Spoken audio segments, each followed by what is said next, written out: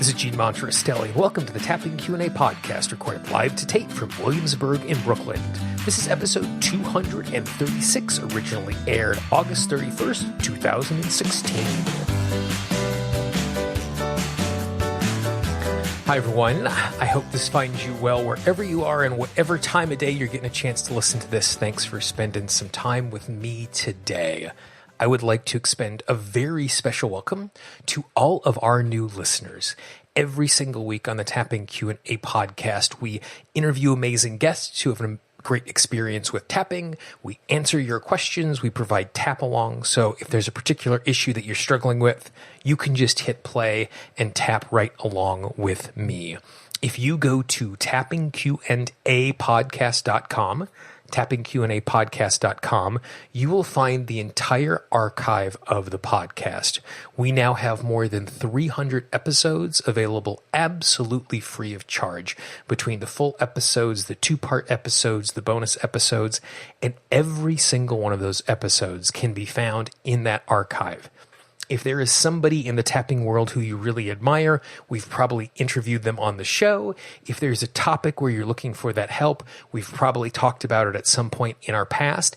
And if we haven't, all you need to do is drop me an email, Gene, Gene, at tappingqanda.com, and we'll get it into the queue and we'll get that taken care of for you. Today's show is a special show. We actually have taken questions from listeners just like you, and I have 4 of them for you today. If you would like to have one of your questions answered on a future show, all you need to do is go to tappingqanda.com/ask, and there you'll have the opportunity to type me an email, or, and I would really love this if you would do it, you can leave me a voicemail so that we can answer your question on a future show. Now, the questions that have been answered today, I have had all 4 of them transcribed, and I'm going to make those available absolutely free, just like the podcast. But when I had them transcribed, I didn't realize this was going to be the case. But when I had them transcribed, it was close to 5,000 words of me giving explanation to the questions that have been asked. And that's a lot to dump on you all at once. So instead of releasing the transcripts all at once, today, August 31st, when the episode goes live, I'm going to make the transcript for question number 1 available. Next Monday, I'm going to give you question number 2, and then the 2 following Mondays after that will be question number 3 and question number 4. Now, if you have found your way to this podcast by dipping into our archives, then hooray for you. All 4 of the transcripts are already out there in the world. So I'm going to make those available for you. So if reading a transcript is something that makes it easier for you to learn instead of just listening to me talk about it, I'm going to make those available. Make sure you check your inbox if you're on our newsletter list. Come back to the website so you can get those transcripts when they become available. Before we jump into the questions and my answers to those questions, I wanted to remind you that the Tapping Q&A podcast is sponsored by Pain Relief Miracle. Pain Relief Miracle is an all-natural spray that was developed by Chinese medicine practitioner Jason Laird. His mother was suffering with arthritis, and the medicine that had been prescribed to her wasn't doing the job. So he looked at the ingredients and took the Chinese medicine analog for every single thing and created this all-natural spray. Well, not only does it work on arthritis, it works on cuts, bruises. This time of year, it's great for sunburns. It deals with scratches, joint aches. This week, I had drinks with a friend of mine who has an old dog who was recently diagnosed with bone cancer and is dealing with a great deal of joint pain. And so I brought her a bottle of it so that she could use it with her little pup as he is dealing with that really difficult circumstance. Because it is all natural, it is great for your pets. You can receive 33% off your first order of Pain Relief Miracle. And this is a deal that Jason only does for listeners of the Tapping Q&A podcast. Oftentimes you'll hear people say, only for my listeners, and it's not actually true. It's just ad copy. In this case, it is the truth. Jason has created a special discount code just for this podcast. All you need to do is go to tappingqanda.com/pain. That's tappingqanda.com/pain. Or if you look in the show notes, you'll see a link and you will get the information on how you too can receive 33% off your first order. It's in my medicine cabinet, and I give it away as gifts. It should be in your medicine cabinet as well. So without any other further ado, here are 4 questions from people just like you and how I responded to them.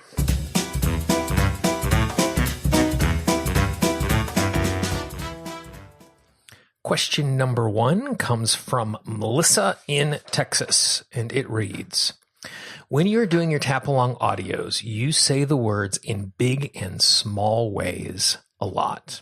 I've never really connected with these phrases. Could you expound upon why you use those phrases? So there's a very specific reason why I use those phrases.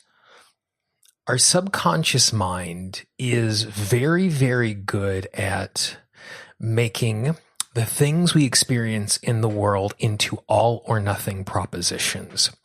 And the reason it does this is every single time we have to think a new novel thought, it costs us energy. Thinking is one of the most energy intensive things that we do in our bodies. That's the reason why if you ever go to a training course and you're learning new things all day, at the end of the day, you just feel like you've been flattened and wiped out energetically, even though the only thing you've done is just sat there and taken notes and listened, because you're thinking so hard. It is very, very energy intensive.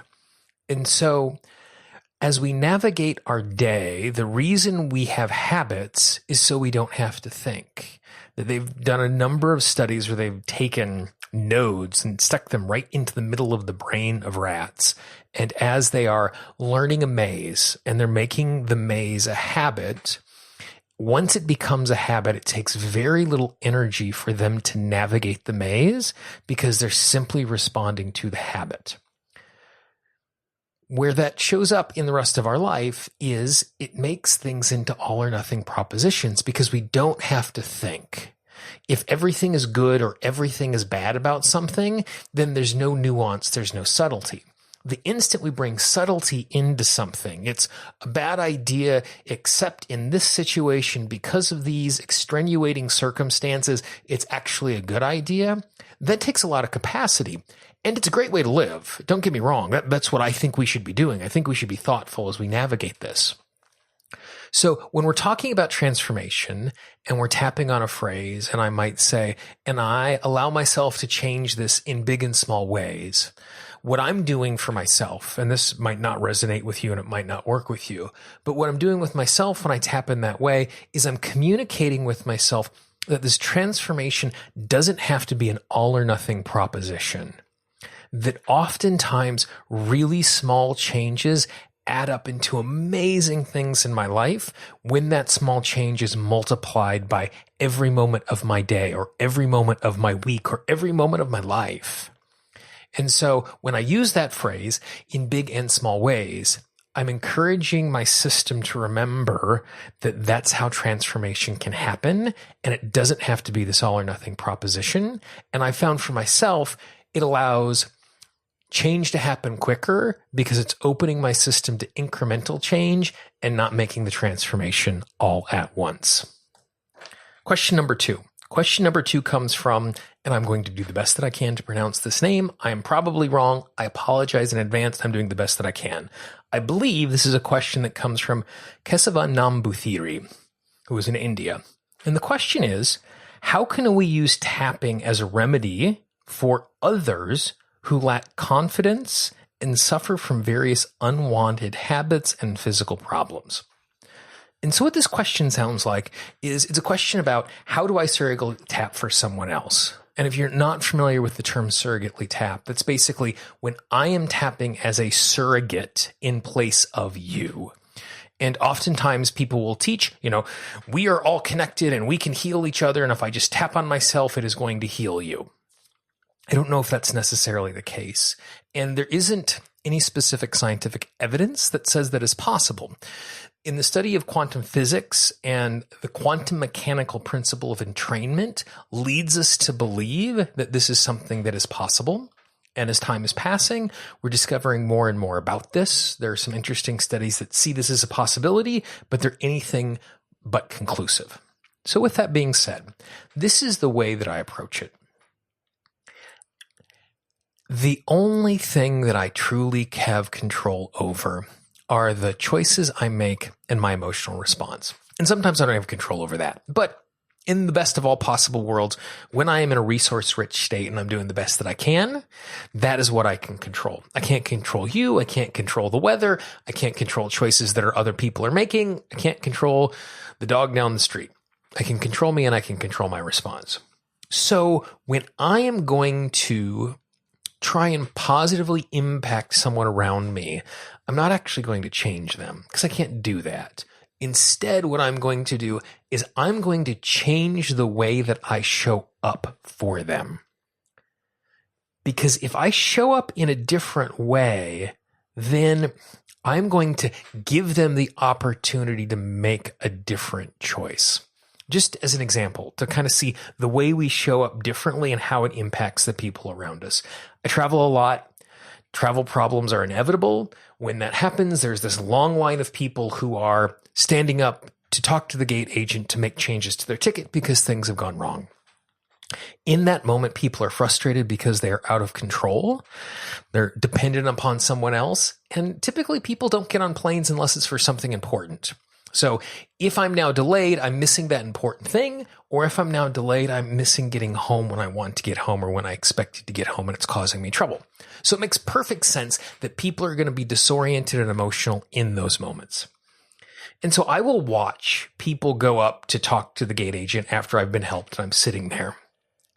And as each person approaches the counter, you can see the gate agent immediately respond to the person who is in front of them based on how they emotionally show up. If the person steps up to the counter really, really frustrated, immediately they go into defensive mode. And if the person shows up going, this really sucks. I know this isn't your trouble. Can you please help me? Even before they say those words, if they show up energetically, you can see the gate agent actually relax a little bit because they know they're not fighting with the person who's in front of them because the person they're talking to understands what's going on. So by the way the person approaches the counter and the emotion that they are carrying when they do that gives the gate agent permission to act in different ways. The kinder they are, the more space it's going to be for that. So that's the way I approach this. So anytime I can transform myself, it's going to give you the opportunity to make new choices. And this happens in a couple of ways. The first is emotionally how I show up. If I show up in a calm space and I'm not angry or I'm not anxious or I'm not worried, immediately it creates space for you to make better choices. The second thing is, if I show up in a way in which I'm not overreacting to the way you are acting, then we're never going to be in a circumstance where anything gets escalated and my presence and my response makes what you're doing worse. Not that I'm taking responsibility for your choices, but it's possible for me to show up in ways where it makes it easier for you to be agitated because of the way I respond to what you do.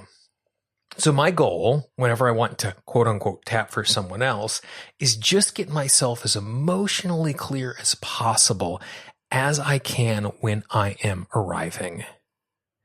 And so the way that I do this is through a technique that I call talk about, talk to, and talk as if. There's a much more comprehensive explanation of this in bonus podcast number 22. So if you go to tappingqandapodcast.com and scroll down to the bottom, back when we used to do bonus episodes and we had a different numbering convention, just grab bonus episode 22 and I have a much longer explanation of this process. But I'll give you the short explanation now so you can use it right away. So it happens in 3 steps: talk about, talk to, and talk as if. So I am going to use this protocol when I'm trying to get myself clear, and I'm going to do it for an individual. I'm not doing it for people in general, but I'm going to do it for one person. So in the talk about phase, what I'm going to do is I'm going to tap the entire time through all 3 phases, tap, tap, tap. Just let your fingers do the walking. And I am going to imagine that I am sitting down with a friend and I'm catching up and I'm just talking about what is going on in the person whose life, quote unquote, I'm tapping for. And I'm going to give them all the details and I'm going to tell them how I feel. He is doing this and I feel that. She is not doing this and I feel that. I say this, they say that, I feel this. So I'm just talking about what's going on and I'm talking about how I feel. The more detail you can do, the better. The more emotion you can tune in, the better. Again, just talk about tap, tap, tap, tap, tap, tap, tap, tap, tap. Part 2 is talk to.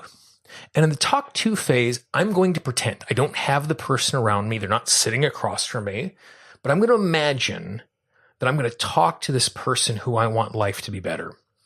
And as I do this, I am going to share with them everything I want them to hear. And some of those things are going to be super positive. I love you. I want what's best for you. I want you to heal. Some of those things might be super negative. I hate the fact that you do this and it hurts my life. I hate the fact that you're acting so selfishly that we have to pick up the pieces for you. It can also be instructive. I really wish you would pick this up. I really wish you would try this. I really wish you would listen to your mother, whatever that is. And as we do this, we imagine everything we say, we're saying directly into their heart and mind, and it is being heard with the intention that we are saying it. Now, in real life, we know that's not the case. I can say something and you can misconstrue it. I can say something and you can bring your biases to it. By doing it this way, what I'm doing is I am ensuring that I'm putting myself in a position where I can just speak freely. And I'm going to imagine you're hearing it. Again, tap, tap, tap, tap, tap, tap. The third part is talk as if. And in the talk as if part, we're going to guess. We're not going to know for certain. But we're going to guess we know why the person subconsciously is making the choices that they're making. Not consciously, but subconsciously. And we're guessing. We don't know. Let's pretend that we're really concerned about a drinking problem that a loved one has. And so talking as if would be, I have a feeling that you are drinking every single day after work because you feel really desperate and you feel hopeless and you don't want to stay in your apartment alone, and drinking a lot numbs the pain. Now, when I say that, I'm not saying it's a good choice. I'm not saying it's a valid way to act. It's not saying that you don't have to take responsibility for the bad outcome of that. I'm simply explaining from a subconscious level why they act the way that they do. Or it could be, I have a feeling the reason why you overreact at work all of the time is in your last job you weren't taken seriously. So every time you speak up, you're still fighting to be taken seriously. That's the reason why you're so combative. Now, I don't know if that's the case, but I'm guessing. And so then what we do is we take this part and we tune into the person and we do all 3 steps. We talk about, we talk to, we talk as if. And I found when we do this, we show up in a really different way, which makes the relationship better.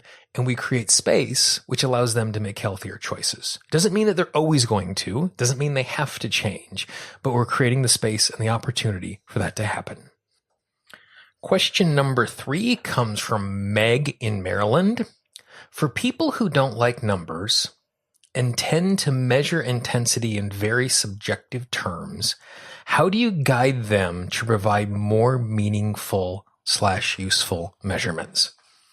So not everybody does this, but a lot of people when they're tapping, before they tap, and Gary Craig, when he came up with EFT, used this as a measurement, is before you tap, we would do something called a SUD level, which is the subjective unit of distress. Now, what's really interesting in this question is it feels as if when we're using numbers, we're giving something that's very concrete because it's measurable and it's a number. But the truth of the matter is that even when we are putting a number on something, it's still subjective.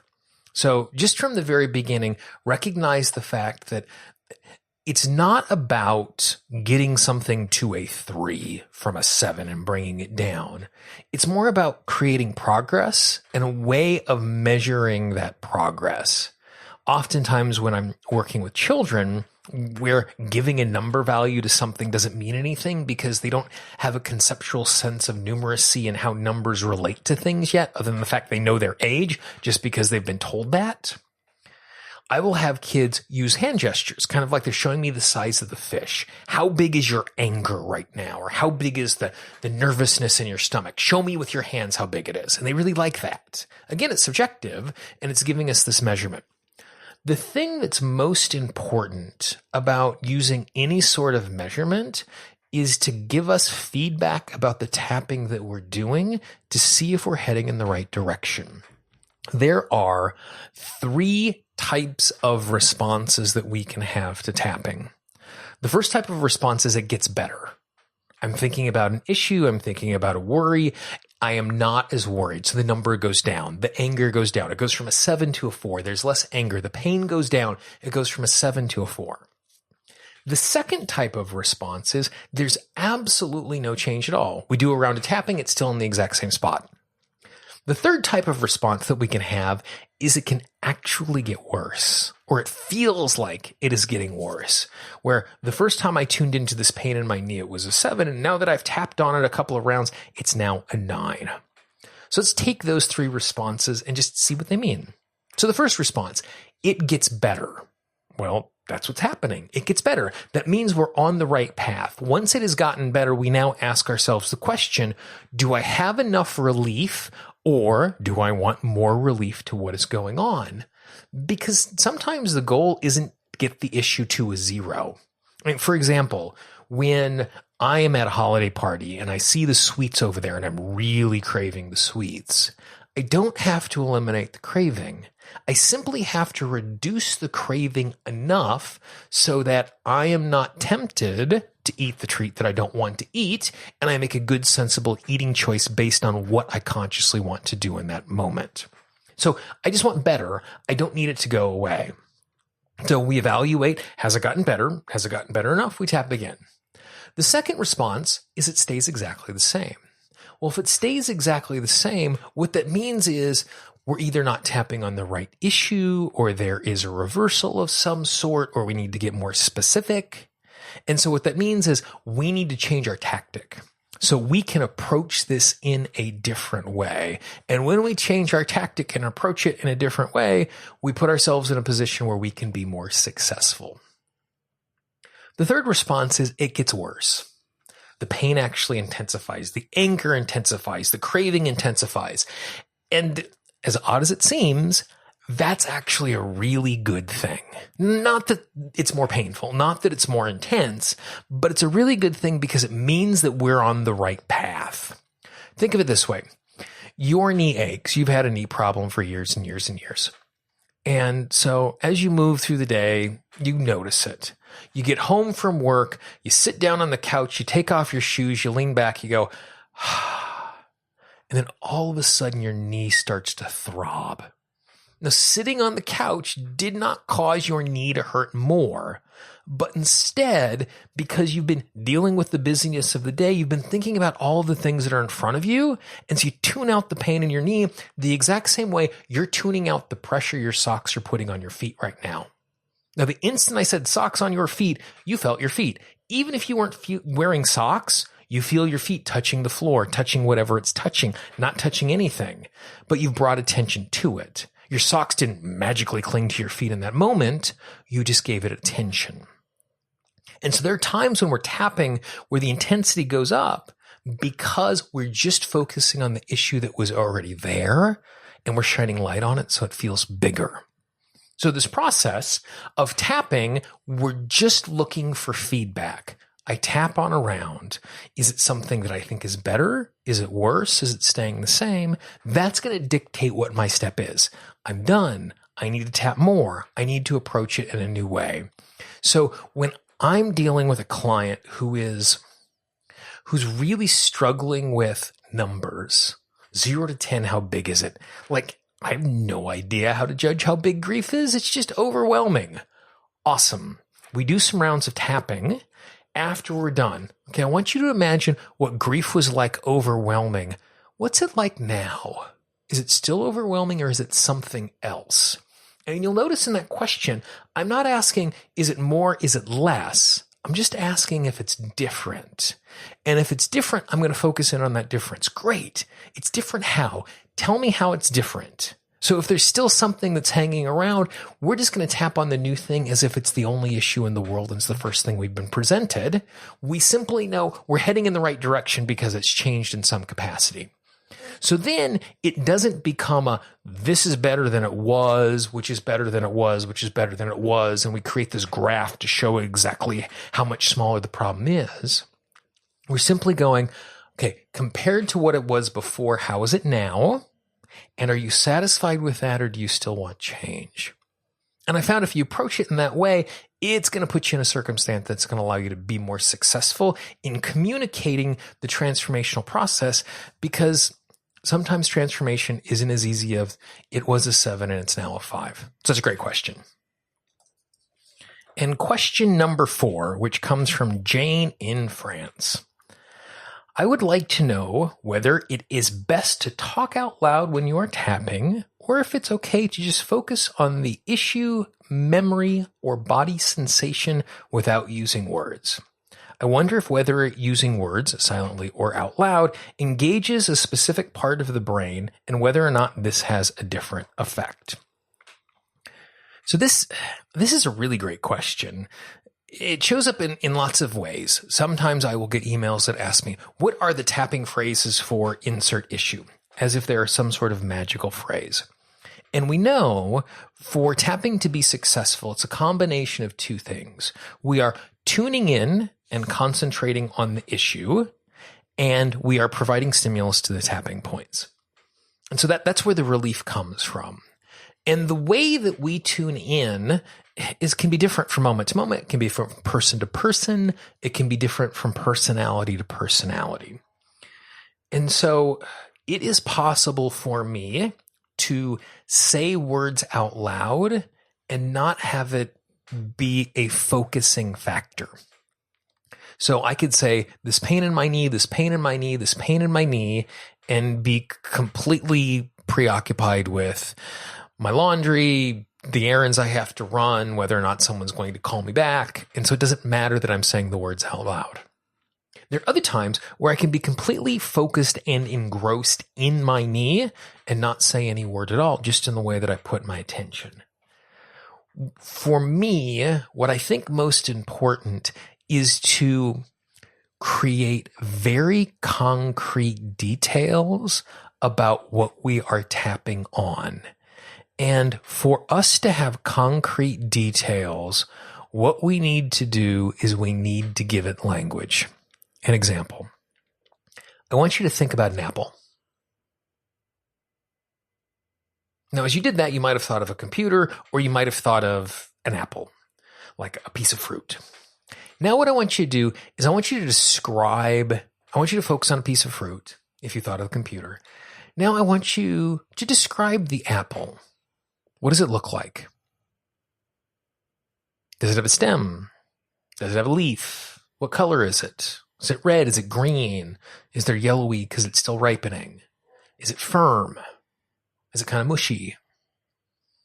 Now, as you tune into it, and as you start to give it specific characteristics, it comes into sharper focus. And so when we're tapping, the sharper focus we can bring something in, the more successful the tapping is going to be. Now, that doesn't mean we have to have sharp focus. It simply means anytime we can get the focus sharper, it's going to allow us to move forward.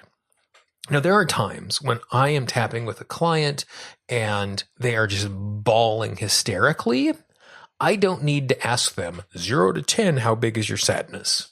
Where do you feel it in your body? Like, that's not a question I need to ask. It is something that is so consuming and they are so tuned into it in this moment, we just have to tap. Now, when this happens, what we'll notice is as they tap and the intensity comes down, all of a sudden they're going to start having language for it. You know, it's a heaviness in my chest. It's a burden on my shoulders. It's tears stuck behind my eyes.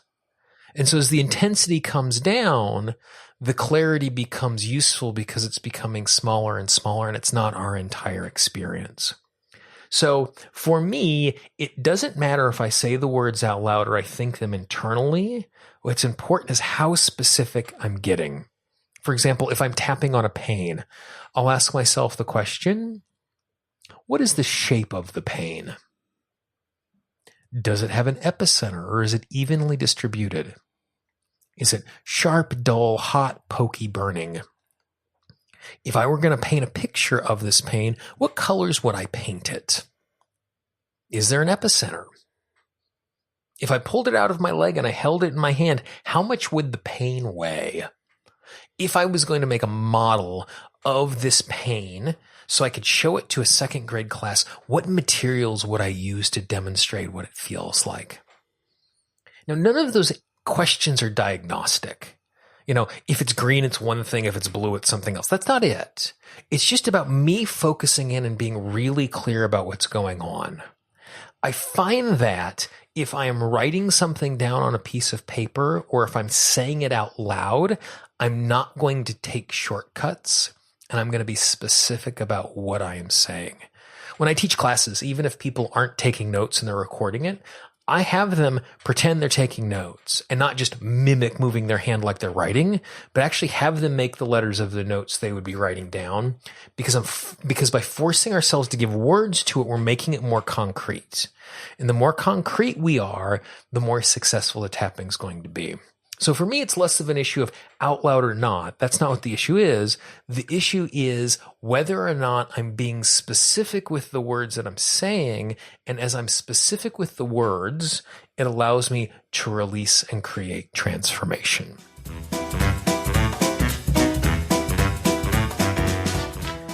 Well, I hope you enjoyed that or found it instructive because I certainly enjoyed doing it. If you have a question that you would like to hear answered in a future episode, all you need to do is go to tappingqna.com/ask. I would love to hear your questions so that I can provide answers just like we did today.